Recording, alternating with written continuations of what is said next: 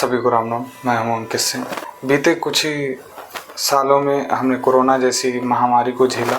Corona जैसी महामारी को एक आपदा के रूप में पूरे देश को देखना पड़ा और इस चक्कर में पूरे लॉकडाउन जैसे समस्याएं हमें देखने को मिली और एक कह सकते हैं घर में बंद बंद उस समय पे इंसान परेशान हो गया और सभी वैज्ञानिक और सभी लोग यही कोशिश करते रहे कि आखिर कैसे इस कोरोना को मात दी जाए। जाने कितने ही लोगों ने अपने अपने लोगों को खोया, कितने ही लोग अनाथ हो गए, कितने ही परिवारजनों ने अपनों को खोया, कितने ही लोगों ने अपने माँ बाप, भाई बहन, अपने सगे संबंधियों को खोया, जिसको दर्द बयां करना अत्यंत मुश्किल है। पूरे देश ने इंतज़ार किया कि कब आखिर इस कोरोना जैसी महामारी का इलाज हो पाएगा।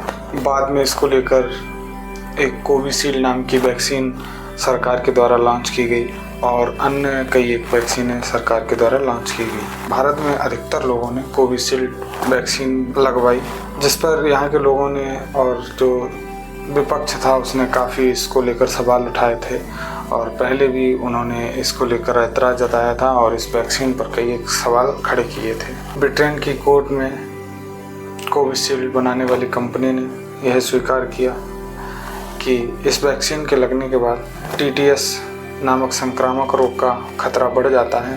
अब हम जानते हैं आखिर टीटीएस है क्या और इससे कौन कौन से खतरे हो सकते हैं। टीटीएस से व्यक्ति को शरीर में खून के थक्के धीरे धीरे जमना स्टार्ट हो जाते हैं। इससे छाती में दर्द या सिर दर्द बना रहता है। इसके अलावा इससे उल्टी की समस्या बनी रहती है और जब यह धीरे धीरे शरीर में थक्के बनाता चला जाता है तो इसमें रक्त प्रवाह रुकने से मस्तिष्क में ब्रेन डैमेज होने का संभावना लगी रहती है। तो कोविशील्ड बनाने वाली कंपनी ने ब्रिटेन की कोर्ट में स्वीकार किया कि इससे टीटीएस का खतरा तो है।